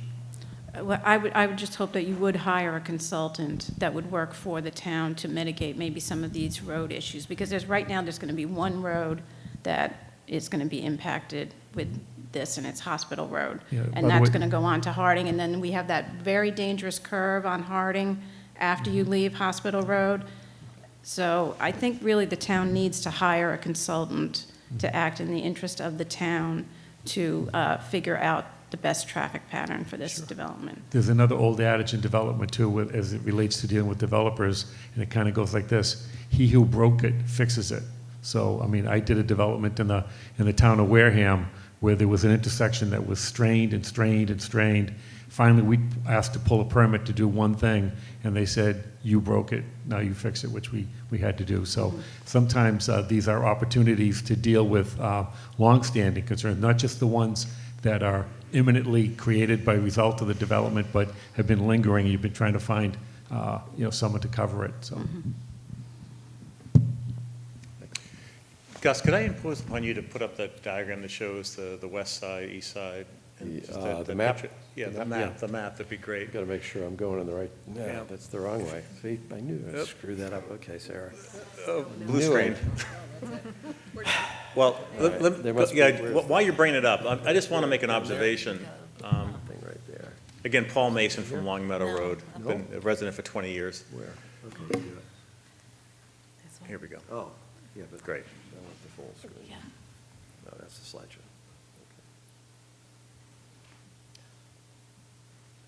Okay. I had So- a 50-50 chance of doing that right. Screwed Thanks. up. So the observation is I've been sitting here and I've walked this land for 20 years. We bought the property because we didn't want the state to take control of it. We wanted to be able to take control of our own property. Okay, that's great. Then we had, we went out for an appeal for everybody to give their ideas on how to use this property, which was great. And so all this inertia has gone into us, and wonderful work by all these committees over many, many years. But the basic flaw to me, quite frankly, as I sit here and look at this, that original land with those original buildings, with that original amount of population, those people didn't move. They were state hospital patients. The traffic coming in and out of this area was minimal. And now we're going to go and use it for a completely different use and put it all on one little peg here. It's like we're putting this huge weight on a very small, and I think we've lost sight of that. I really do. I think we've forgotten about how this property was originally used, and the infrastructure was there to support that use. And now we are going hundreds of times past what originally it was used for. And I think that's a major flaw here. The infrastructure just won't support that volume, that weight that this property is going to impose on that one road. That's my observation. Thank you. Thanks for all the hard work. Just to the quick response from my part, the one thing I would ask you to consider on that, we've talked about how many housing units they are. Some of those housing units are a CCRC. Others of those housing units are live workspace. The Arboretum, I think, based on the concept, which may or may not be what turns out, is senior housing. So, yeah, they're housing units, but they're not necessarily commuter people working in Boston with 2 cars. So I'm not trying to trivialize it. I'm just saying I don't think it's a straight line. I guess my observation would be, I don't know that us using this property requires us to use it this extensively. There, you know, that there are other options for this property without putting so much on it. Like what? That's my observation. Like what? Well, no, the Oh, you point said is, that- it doesn't have to be this volume of this, a huge weight that we're gonna put on that one road, honestly. Okay. All right. John? John Harney, 17 Maplewood Road. First of all, I'd like to thank Mr. Massaro for his presentation, his addressing the committees tonight. He says just about exactly what I would have said. I wonder, though, why the two selectmen who particularly pushed having this November 18th meeting chose to do so at that time. I mean, there's so much we don't know. We don't know what the impact of the housing that we've worked so hard to obtain to forestall 40B, and we're told that should be in safe harbor, all things going well, until 2030. Why at this time are we pressing to do what the gentleman just said, overburden this piece of land up there? As far as the money that we hear, we're wasting money up there. Every year, we hold that property as it is, with repairs when they need to be made, is making the town a lot of money. First of all, we're not incurring the expenses we would be incurring were it developed. Secondly, it's a magnificent piece of land, which everyone extols, and then we turn around and meet the enemy. It's ourselves trying to develop that property. The state has 105 acres up there. I wonder if the state's going to be terribly happy about heavy development there when they finally found out what the town may do for it. So this is remarkably ill-timed. We don't have the data that we need from water and sewer, among others. We don't have the school data.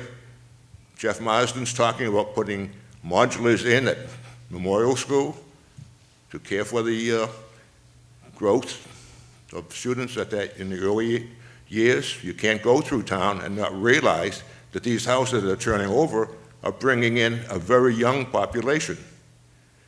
So the people of Medfield should vote this down and vote it down solidly. Thank you.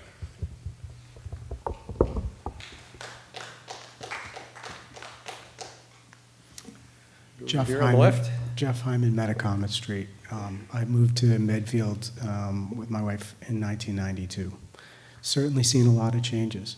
I participated in 2 or 3 of the committee meetings, and you guys did a really good job on the original committee, and being able to participate was impactful.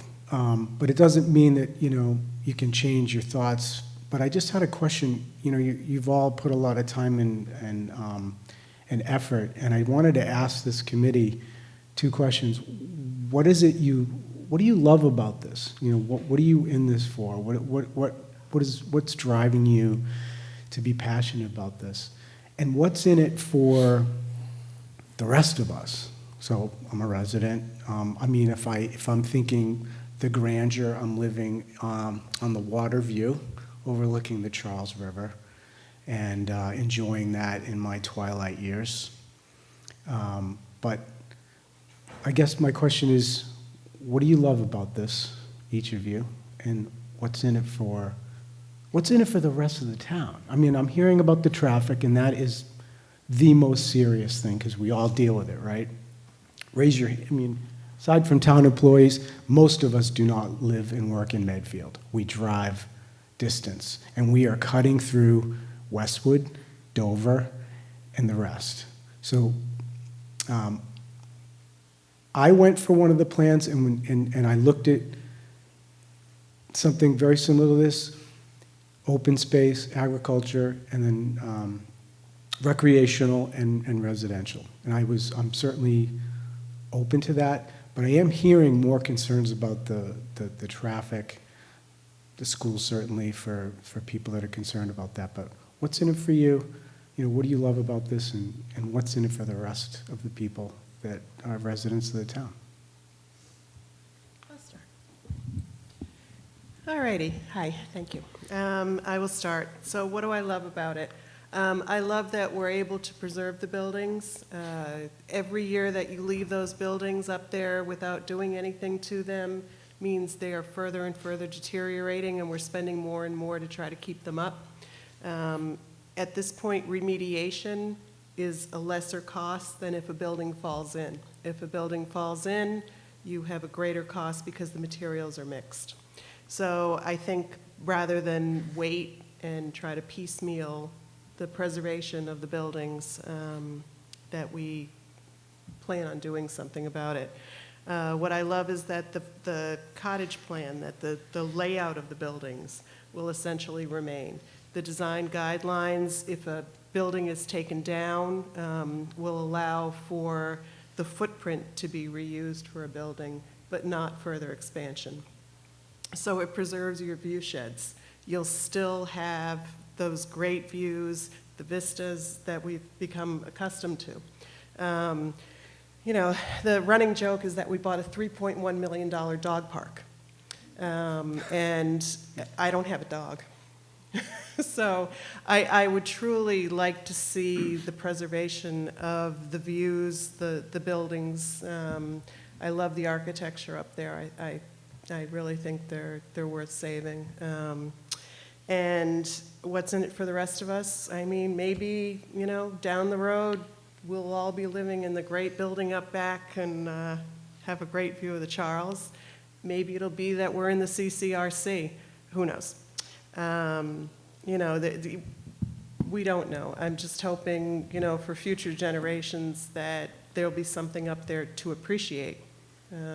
I understand the traffic concerns. We addressed it and looked at it in our uses, trying to come up with communities also that were underserved.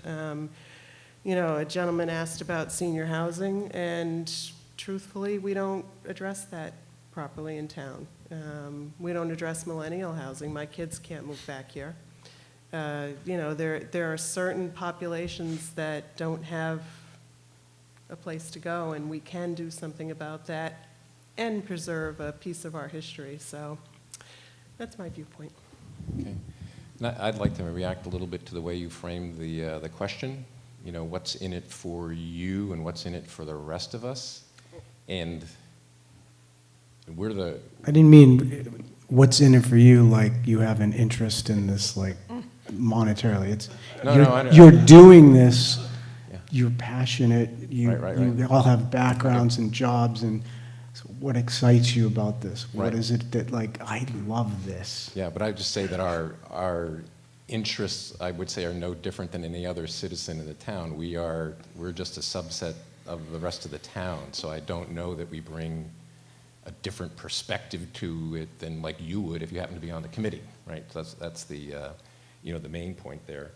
And then I guess the two things. So I'm the financial geek on the committee here, right? So to my mind, the two things that this brings is, one is people can continue, not exactly, but to a fair degree, to continue to have the same experience up there as they've had before.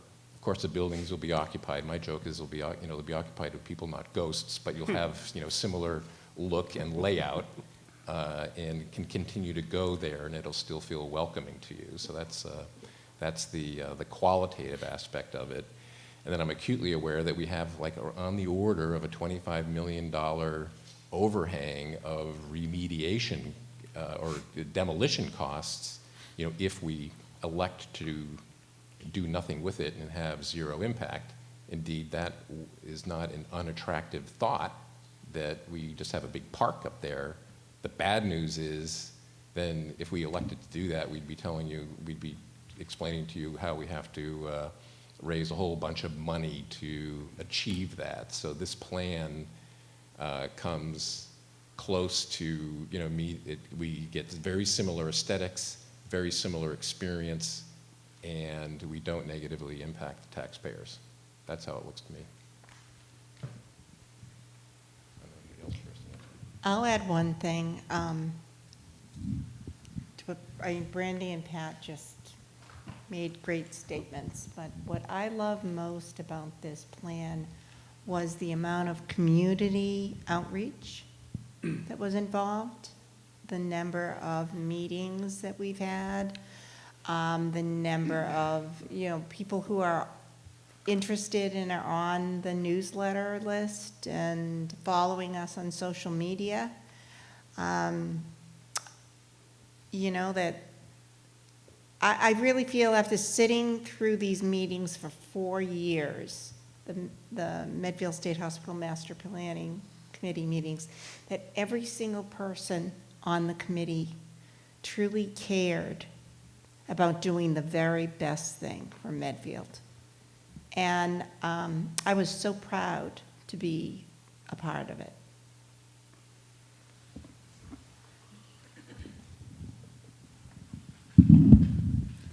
What I am passionate about is that property is one of the most valuable, pristine properties in the town. And what happens up there can have a huge beneficial impact on Medfield. And what I like about it is that it has a mixture of housing, culture, ties in with agriculture. It's a very rich plan versus things that we've seen where a developer has taken a property like that and put in a lot of housing in it. And the other thing that I think is so important about where we are right now is that we have a good plan. There's always modifications. It always can get better. We have a zoning plan that's very general in many ways. And what it's doing, the zoning plan, I think, as Gus said initially, it's getting it out into the real marketplace. That is to say, the developer marketplace, and getting real feedback on if it's feasible or not. As Randy said, we're not experts in this, so we would taking the step to actually get it out into the marketplace. Ensure it's going to be changed. It has a great deal of flexibility in it, so it's not casting anything in concrete. It's simply taking that step to get it down, get it out. And I think a bad mistake would be to simply kick the can down the road. That is to say, not do anything, not get it out and take the next step, and just sort of push it down someplace to an indefinite future. I think what that would do is set it back, set the whole thing back. And that's why I think it's important that we take that step now.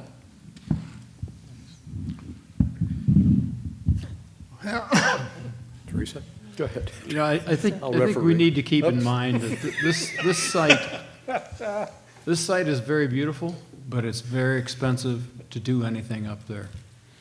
And very early on, Pat characterized our challenge as a highly constrained optimization project. And I think we did a pretty good job of getting input and incorporating a plan that approximately works financially for the town and for the developers, and that's tough to do at this site, because it is a beautiful place, but it's also very expensive. And we don't have a lot of alternative uses that make sense. I think Brandy made the comment, or Pat made the comment, right now, if you tear down one of these buildings and do a demolition that's thoughtful, that is, you go in and you take out all the hazardous materials and then knock down the building, it's expensive. But if you allow that building to fall in on itself and commingle hazardous materials with non-hazardous materials by legislation, that entire pile of rubble must be disposed of in a licensed hazardous material landfill. The closest one we know of used to be in Maine, but now it's Ohio. So your demolition expense, if you allow these buildings, if we kick the can down the road because we want to go back and study it, hoping that, by some thunderbolt, some miraculous new development, new idea, or change happens, you can put another committee in place and they can study this for 4 more years, and you're going to come back with the same inputs and probably a plan that doesn't look materially different than what we have. And will be more expensive. It will be more, and along the way, you're going to spend money stabilizing those buildings so they don't fall in on themselves, because if that happens, we are not going to be happy with the disposal bill for one of those buildings if it happens to fall in. So there's some real risk. There's risk there now just with the slate tiles falling off the roofs. There are no paths that I see that are not fraught with risk.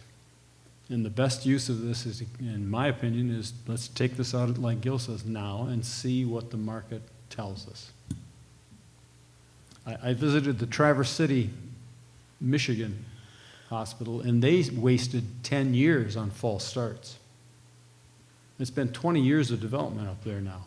And for the first 10 years, it was one blind alley, dead end, false start after another. So, if you want to be paralyzed by analysis, go ahead, but I don't think that's the right thing for the town to do. Theresa. And for me, it really is one word. It's the opportunity for Medfield. Opportunity. This preferred option, the planning we've done, all the examination, why we're even looking at this, it's about opportunities for Medfield, to explore the opportunities for Medfield. It's not even to say that it is exactly this. In this preferred option, the thing that appeals to me most out of this preferred option is this balance we've achieved in public access to this space and the use of that space still, with the open space of the green still inviting to you, for the potential of public programming that can be done from the extension of the arts and culture, to also the opportunity to address housing stock options that we don't have available in town. And where else are we going to put a CCRC and address some of the senior housing and those types of housing, assisted living up there, along with the group homes and things of that nature. Housing and residential is an opportunity for us to diversify our housing stock. So for me, it's kind of this balance of all of that, bringing opportunities to Medfield through this effort. Hi, I'm Johnny Martinez. I think I'm the only one that hasn't spoken up here. I'm on the development committee. I don't know if I will give too much of an impassionate speech, because I think we were tasked with not writing the master plan or not rewriting the master plan, but being kind of a technical tool for the town to analyze and do whatever work is needed to be done from this point forward. I will echo Randy, though, in his words on kicking the can down the road. I do think it's a little foolish to go to, the town voted to buy a piece of property the town gave the resources to put a planning board together. They spent 4 years going to the town for the information, and the town is again going to get to vote on zoning, and the town is again. It's not like the town has not wanted this. And I'm sure there are people that don't, but, you know, you just have to ask yourself that question. Are we just running our heads into a wall over and over and over? We can do a committee every 4 years, like you said. You know, it's kind of just time to, you know, put our work boots on and get to work. And maybe that means that, you know, the town's going to vote it down. All this work has been for nothing, and you're not going to get a good proposal, and then it is what it is. But then, you know, you just got to be prepared that in the coming years it's going to be, hey, we need $800,000 for a roof, we need this for that, and people are going to say, well, what are we ultimately doing up there? I don't know, we're just going to be putting roofs up for the next 30 years, 40 years, or maybe then after we've spent all that money, we'll just scrape it all for $25 million and then just have a park, you know. So I think you just have to ask yourself those questions. I feel like I answer your question in a couple of different ways. I moved to Medfield in 1995. I remember when the hospital was open. I remember when it closed. I remember what it was like to actually be on the site for the first time when a lot of those buildings came down and it was really opened up so those of us in town could take advantage of it for recreational purposes. But, you know, I'm also in this because I'm a taxpayer, right? And we bought this thing in 2014, and I want something for my money. Right, we've spent that money, we've spent hundreds of thousands of dollars beyond that investing in what's up there right now. And, you know, my kids are now college age, but part of me, the first kid that falls off the roof, everybody in town is going to be saying, why did the town of Medfield buy this hospital in 2014 and not do anything about securing this property? We bought it because we didn't want DCAM to RFP it out to some developer and get 500 units. We have people responding to the RFI that are interested in doing it. They want to pursue it collaboratively with the town. We also have people saying they're interested in scraping the site and doing 500 plus units, or in another example, 700 units like they did on 37 acres, not 128 acres out in Westboro. So I think realistically, there's an opportunity to do a project here. Is it the best possible project? Who knows? We're never going to know, you know, sitting here talking about it and not engaging the real world and what the town can get out of this.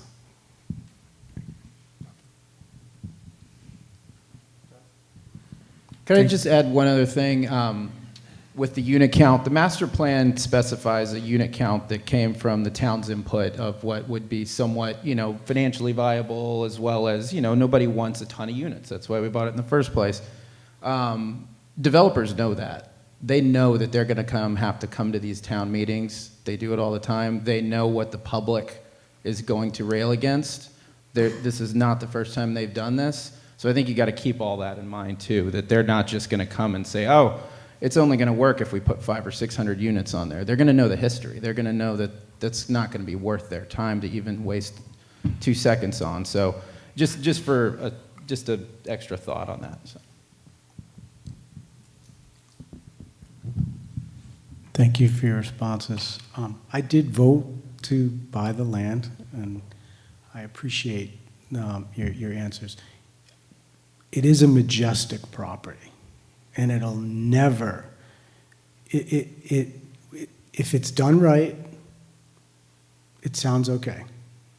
If it's not done right, it'll never be the same. So, and I think you're all in it passionately to make sure that whatever it becomes, it's right. Thank you. From 1964 to 1979, 15 years it took the town of Cape Elizabeth in Maine to designate Fort Williams with the Portland Headlight as a park. So it took them 15 years, so I guess we're at least 4 years in. You're not suggesting we try to break some record here, are you? But beautiful pieces of land nonetheless. Just some observations on somebody who's been here for 3 years, and I was glad to hear someone who's been here less time than me speaking tonight. In the past 4 to 5 years, I guess we've seen some changes in terms of the 40B. You know, Mr. Harney mentioned we're very close to the 10%, as well as you know, the modular classrooms, which I appreciate you noting that, because my son's going to be in kindergarten next year, so that's a prime. You know, we're starting our life here in Medfield, so that's a prime concern for us, and I know Dr. Marston's working hard on that. Just another comment too about the actual uses that have kind of sprung forth in the last few years, and just maybe thinking about addressing those in terms of the school buses being parked out front, the police force using the site for some training activities, and obviously the mountain biking, which Gus, you've been to and have seen the guys falling off their bikes and hurting themselves. And then I guess just, other things to echo what folks have said. I know that we're working on the water availability, and I know, Randy, you had mentioned that from the water and sewer, that they're working on that from the warrant committee meeting the other night. I know that's something they're going to explore for this article. Joanna and Martha Festa had done a good job looking at that, but there was still some more work to do.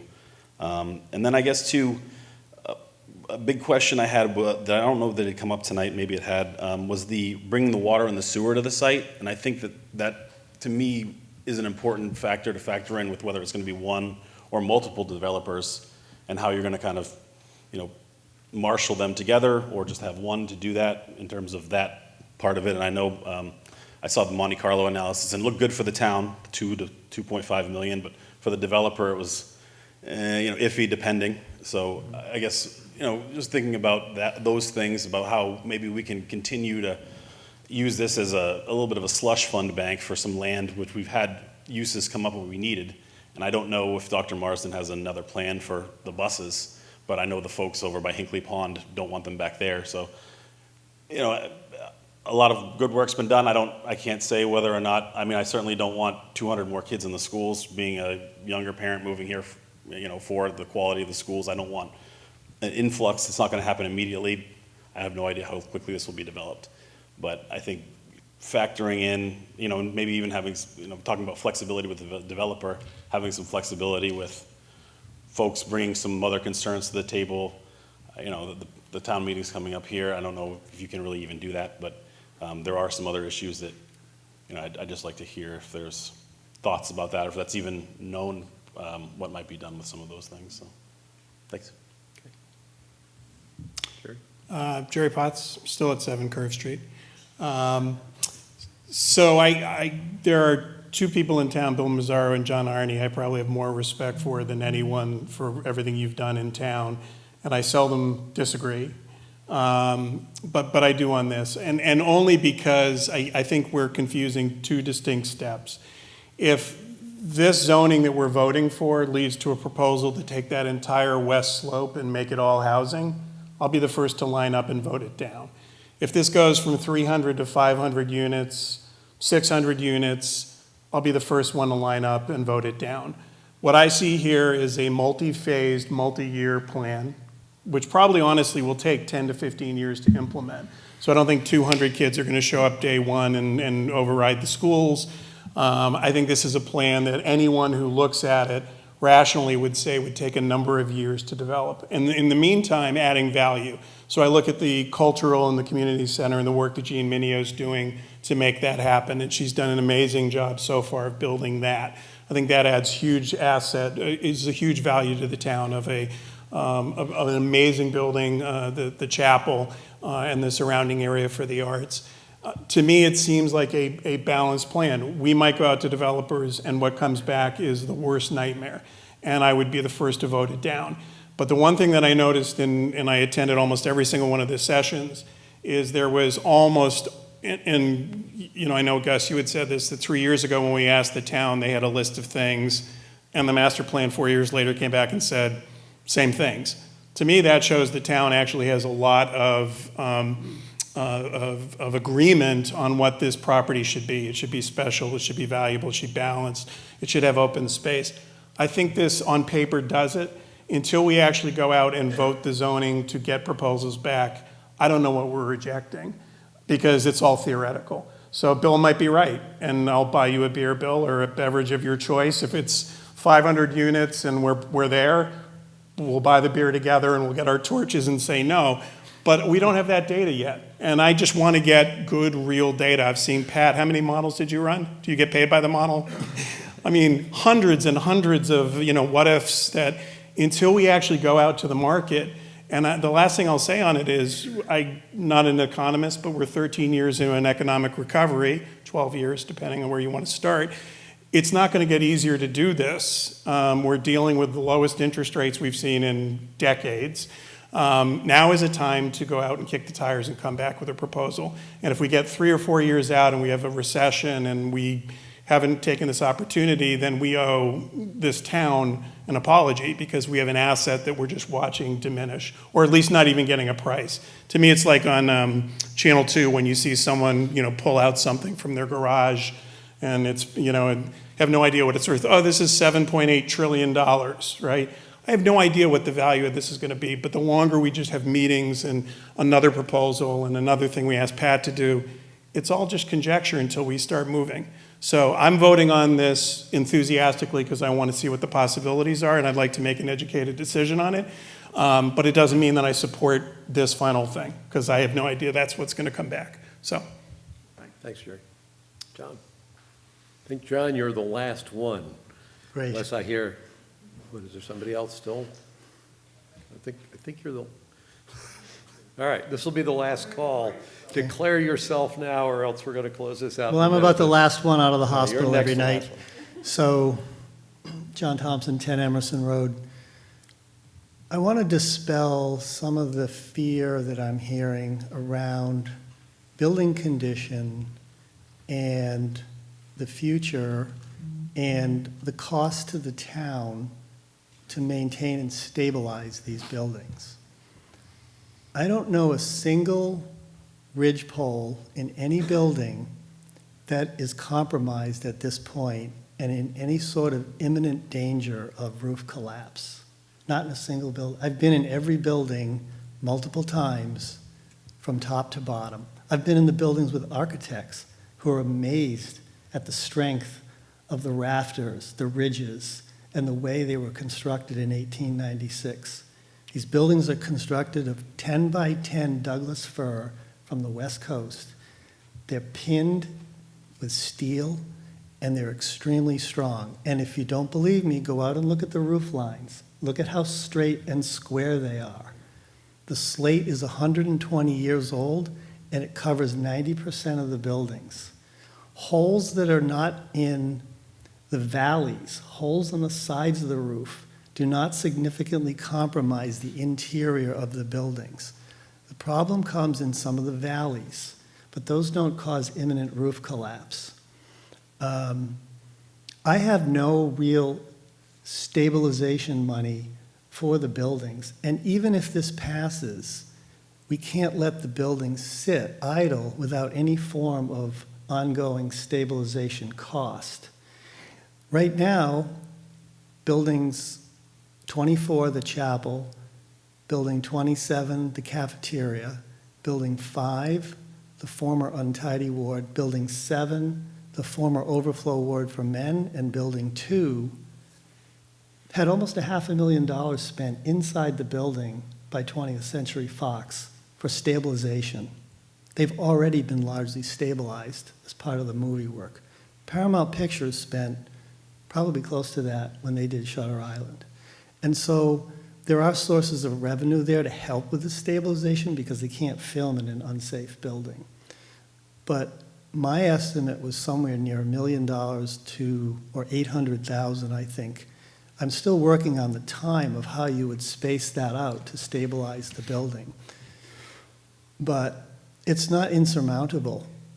But I think the buildings deserve some form of ongoing stabilization. There's no one out there with hammer and nails right now, every day, working on these buildings. I have no fund for that. I have a fund of money that was created right now from revenue, from movie revenue, and I think we can add to that so that the cost to the taxpayer right now, I think, has been a pretty good bargain so far.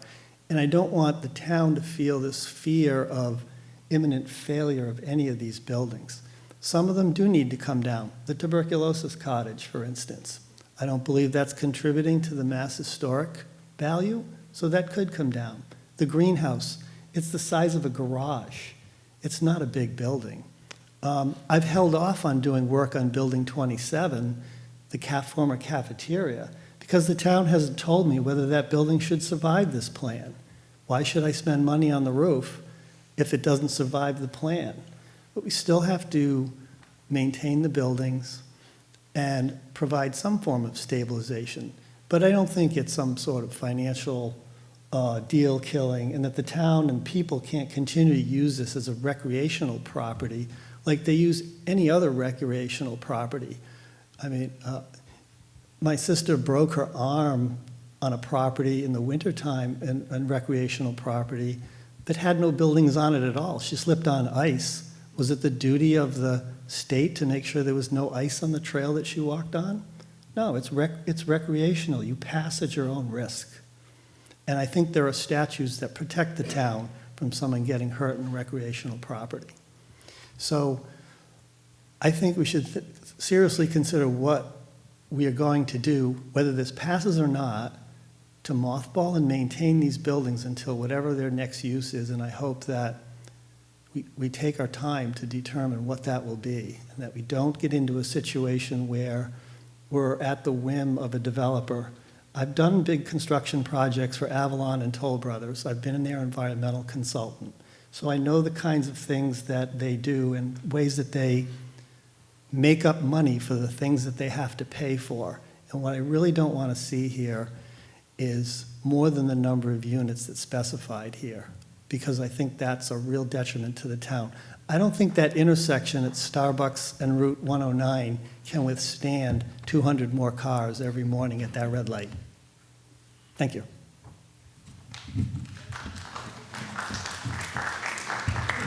We have one more? No? Will you allow substitute for that one? Come on, Mary.